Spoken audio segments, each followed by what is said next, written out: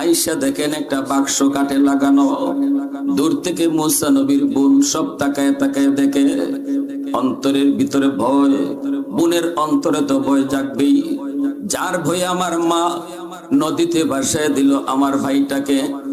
আমার ভাই তো সেই ঘাটেই যায় লাগলো, যেখানে আমরা স্বাভাবিকভাবে, যেটা আমরা অনেক সময় বলে থাকি, যেখানে রাত হয়, যেখানে বাঘের ভয়, সেখানে কি হয়?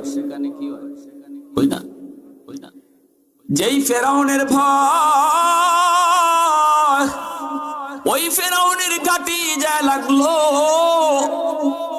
মুসা নবীর বোন তো অবাক, ভয়ে কাঁপতেছে। ফেরাউনের বিবি আসিয়া আয়েশা বাক্স উঠাইলেন।